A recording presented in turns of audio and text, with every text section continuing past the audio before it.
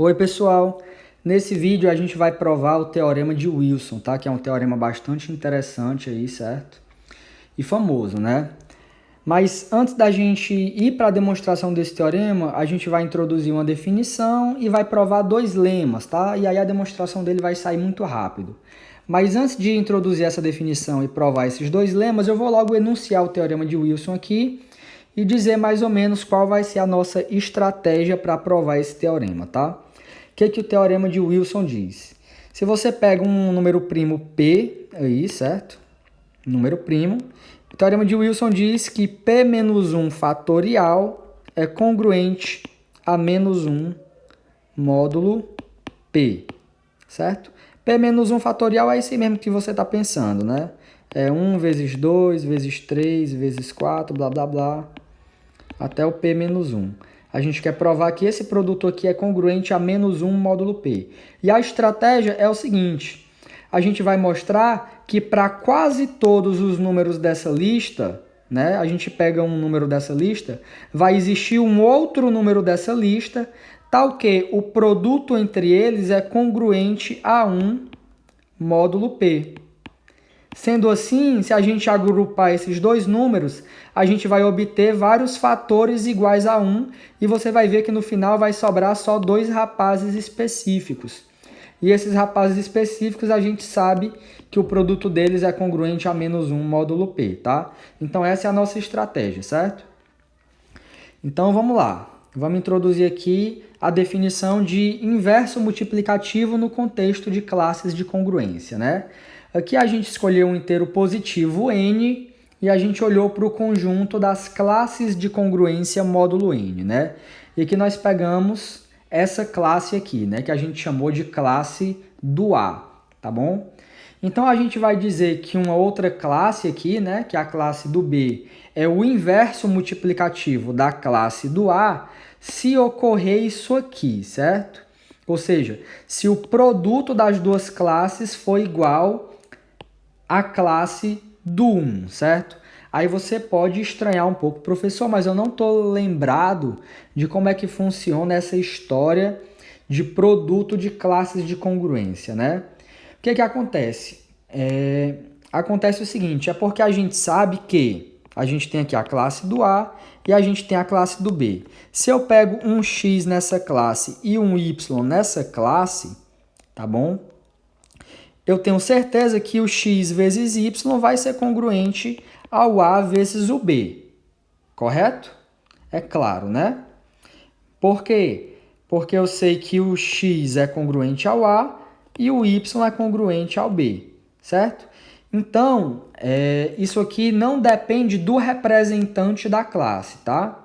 A gente poderia simplesmente escrever aqui classe de x vezes y, que esse resultado aqui não seria alterado, tá bom? Por isso que a gente pode definir isso aqui, né? A gente pode definir essa operação de classes de congruência, tá? E uma vez que a gente tem essa operação, a gente pode falar sobre inverso, tá bom? Ok, então uma classe vai ser o inverso da outra se o produto delas for a classe do 1. Agora eu quero deixar uma observação que é o seguinte: nem toda classe de congruência tem inverso multiplicativo, tá bom? Por exemplo, a classe do 3, né, na congruência módulo 6, ela não possui inverso multiplicativo. Por quê? Pois se eu multiplicar a classe do 3 por qualquer uma das outras classes módulo 6, em nenhum dos resultados eu vou obter 1, certo? Então, você já percebe aí que essa noção de inverso multiplicativo não é sempre que ela é possível, tá bom? Ok, a gente sempre pode multiplicar duas classes aí, mas nem sempre essa operação ela vai ser uma coisa muito bonitinha, né? Não vai ocorrer propriedades bonitas como essa do inverso multiplicativo, tá bom? Beleza. Sabendo disso, olha só aqui o nosso primeiro lema, né? O nosso primeiro lema diz o seguinte: se eu pego um número primo, então todos os elementos não nulos, olha o asterisco aqui, a classe do zero não está aqui, né? Ou seja, a classe composta pelos múltiplos de P que é a classe do zero, né, os que deixam o resto zero, eu não estou considerando, tá? O lema está dizendo que todas as classes não nulas possuem inverso multiplicativo, tá bom? Ou seja, no caso do módulo da congruência ser um número primo, acontece uma coisa muito boa, que é o seguinte: todas as classes de congruência que são não nulas, elas vão ter inverso multiplicativo, tá ok? Beleza, então vamos provar isso, né? Então, como é que a gente prova isso? Olha só, vamos começar aqui pegando uma classe não nula, né? Ou seja, um desses rapazes aqui qualquer, tá bom? Beleza, olha só o que acontece. Agora a gente vai trabalhar com o representante aqui, certo? Olha só o que a gente está procurando, olha só. A gente está procurando o inverso multiplicativo para esse rapaz aqui, não é? O que é um inverso multiplicativo para esse rapaz? É uma outra classe de congruência, tá o quê? Quando eu multiplico eles, né? Quando eu multiplico eles, que por definição é isso aqui, eu obtenho a classe do 1. O que significa essas duas classes serem iguais? Significa que A vezes B é congruente a 1 módulo P, certo? P. Então, eu procurar um inverso multiplicativo para a classe do A significa eu encontrar uma classe de congruência que satisfaça essa relação de congruência linear, tá ok? Então, olha só, congruência linear nada mais, nada menos do que uma espécie de ferramenta aí, né, de objeto que você mexe com classes de congruência, né? A gente viu isso aí no vídeo passado, tá bom? Então, o que a gente quer provar então? Para a gente provar que esse rapaz tem um inverso multiplicativo, a gente quer provar que essa congruência linear tem solução. Mas é fácil mostrar que a congruência linear tem solução, né? Olha só o que acontece. Como essa classe aqui, ela está no conjunto das classes não nulas, né? Então ela é diferente da classe do zero. O que isso significa? Isso significa que qualquer representante dessa classe, né? Aqui eu peguei o A, não vai ser divisível pelo P, né? Ou seja, o P não vai dividir nenhum representante dessa classe, tá? Pois as classes de congruência são disjuntas, certo? Ok. Então, qual que é a situação aqui? A situação aqui é que a gente pegou um representante, né? Um número inteiro aí, e o P, ele não divide esse número inteiro. O que significa dizer que o P, ele não está na decomposição desse rapaz em fatores primos. Ou seja, o MDC entre esses dois rapazes vai ter que ser 1, certo? Já que o número primo não está na fatoração desse rapaz aqui, certo? Então, olha só o que a gente tem. A gente tem que o MDC entre o coeficiente e o módulo é 1. Como é que a gente sabe se a congruência linear tem solução? Uma congruência linear vai ter solução se e somente se, lembre-se lá do vídeo, o MDC entre o coeficiente e o módulo dividir o termo independente. E aqui a gente tem isso, pois 1 divide 1. Portanto, o que eu falei aqui, né? O MDC divide o termo independente e, portanto, essa congruência linear vai possuir solução. Olha aí, tirei até uma foto, fiquei tão feliz que tirei até uma foto sem querer aí do negócio, tá bom? Essas coisas só acontecem assim, né? E isso conclui o que a gente quer mostrar, tá? Mostrei que qualquer classe de congruência não nula vai ter um inverso multiplicativo aí. E quem é que vai ser o inverso multiplicativo? Vai ser uma solução dessa congruência linear. Aí você pode se perguntar, professor, e se tiver mais de uma solução? Não vai ter não vai ter mais de uma solução incongruente não, pois a gente sabe que a quantidade de soluções incongruentes é igual ao valor desse MDC, que é 1, tá bom? Então assim, a gente acabou de mostrar que qualquer classe de congruência não nula módulo um número primo tem inverso multiplicativo. Tá ok? Obviamente, o inverso multiplicativo também vai ser não nulo, tá? Beleza, então vamos aqui para o nosso segundo. Muito interessante, né? Esse lema 1, bem interessante. Na verdade, eu vou confessar que eu acho ele mais interessante que o próprio Teorema de Wilson. Mas beleza, eu não posso falar isso não porque o vídeo é o Teorema de Wilson, né? Lema 2. olha só que interessante, o lema 2 ele também segue sobre o mesmo assunto aqui, tá? Então vamos lá, a gente começa com o número primo P aqui, certo? E o que é que o lema diz? O lema diz que uma classe de congruência módulo P não nula vai ser o seu próprio inverso se e somente se essa classe for a classe do 1 ou a classe do P menos 1. Agora você pode estar um pouco confuso, né? Professor, não estou entendendo o que é essa história de ser o seu próprio inverso. Vamos pensar num exemplo aqui, vamos pensar na congruência módulo 7 aqui, tá? A gente tem classe do 1, do 2, do 3, do 4, do 5 e do 6, certo? O que acontece? Acontece que a classe do 6 vezes a própria classe do 6 é a classe do 36, só que 36 deixa resto 1 na divisão por 7, tá bom? Então, a classe do 6 é o seu próprio inverso. Legal, né? Então, isso vai acontecer se e somente se essa classe que eu peguei for o 1 ou menos 1. Ou, desculpa, ou P menos 1, tá? Note que eu fui bem malandro, né? Eu peguei módulo 7 e eu peguei o 7 menos 1, né? Que foi o 6. Claro, eu já sabia, tá escrito aqui, é o lema 2, certo? Beleza, então vamos mostrar que isso sempre vai acontecer, né? Quando a gente pegar o número primo P aí. Então vamos lá, olha só o que acontece. Lembrando, é se somente se, então tem ida e volta. A gente vai provar só a ida, porque a volta é trivial, tá, gente? A volta é trivial. Por que a volta é trivial? Vamos lá, vamos fazer a volta antes. Vamos fazer a volta, tá? Vamos só conversar.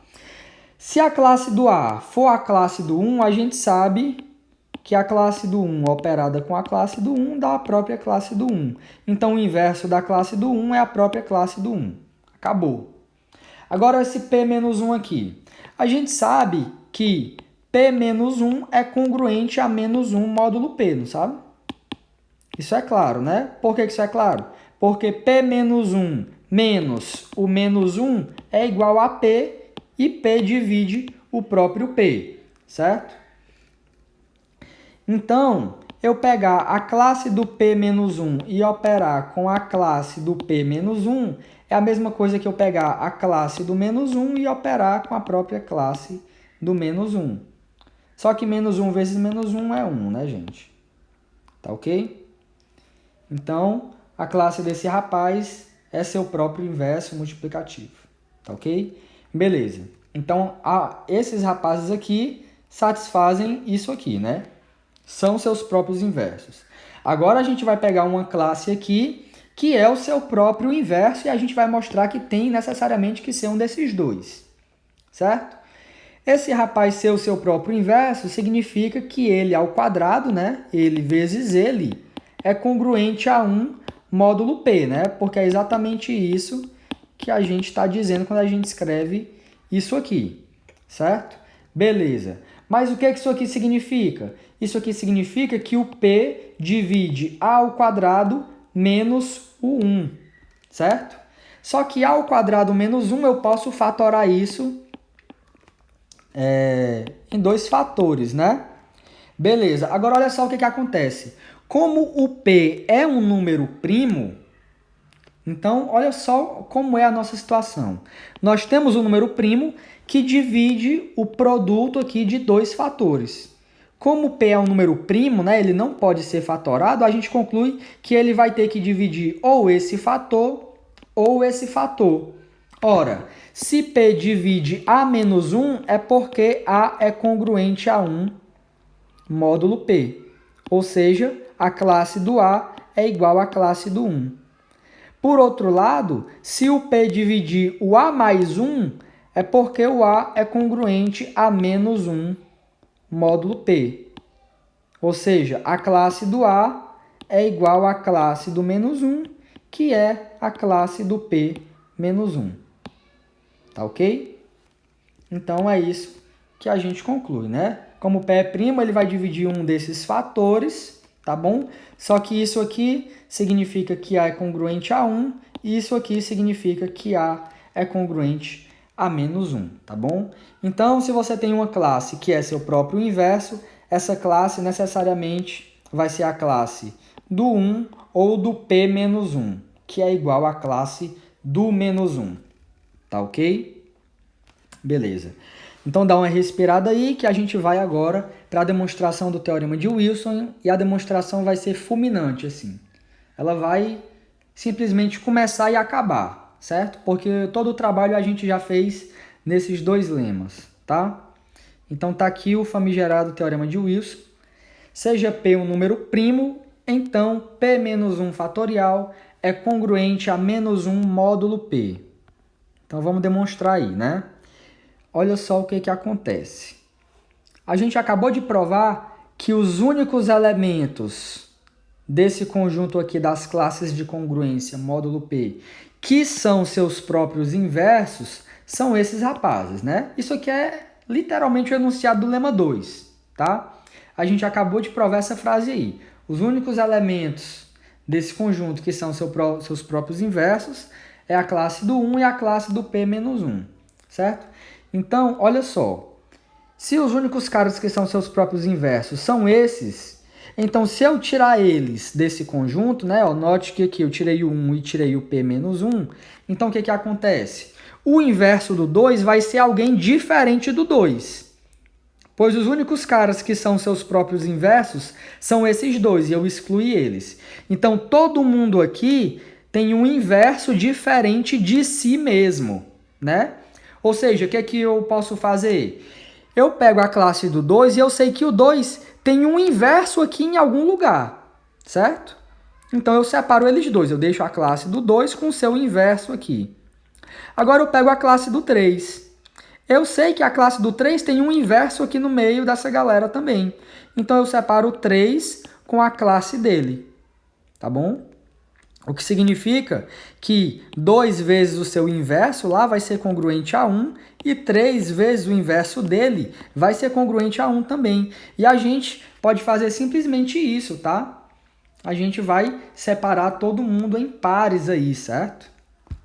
Note que, né, claro que o caso do 2 não tem graça, tá, gente? O 2 aí você pode ver, ou pensar no que você quiser, tá bom? Para números primos maiores que 2, né? Todo número primo vai ser ímpar, tirando o 2, tá bom? Então, se o P é ímpar, né? Então, essa quantidade aqui é uma quantidade par, tá bom? Ó, aqui a gente tem uma quantidade par, né? Porque o P é ímpar e nós tiramos 1. Então, aqui tem uma quantidade par. Dessa quantidade par, nós tiramos o primeiro e o último. Então, permanece uma quantidade par. E cada cara aqui tem um inverso diferente dele mesmo. Então, nós podemos separar os elementos desse conjunto em pares, onde os elementos desses pares, um é o inverso do outro. Então, quando eu realizo essa multiplicação aqui, o que acontece? Eu sei que o inverso do 3 está aqui no meio. E o produto deles é congruente a 1 módulo P, então eu posso cortar um com o outro. E isso acontece para todos os rapazes dessa lista. Então, todo mundo aqui vai se cortar de alguma forma e vai permanecer somente o 1 e o P menos 1, certo? Só que eu sei que 1 vezes qualquer coisa é a própria coisa e eu sei que o P menos 1 é congruente a menos 1 módulo P. Conclusão, P menos 1 fatorial é congruente a menos 1 módulo P, que era o que a gente queria provar, tá bom? Então é isso, pessoal. Se você gostou do vídeo, deixa o like aí, tá? A gente provou várias coisas interessantes aí. Se você gosta desse tipo de conteúdo, se inscreve no canal que você talvez goste bastante aí, tá? Muito obrigado pela sua atenção e até o nosso próximo.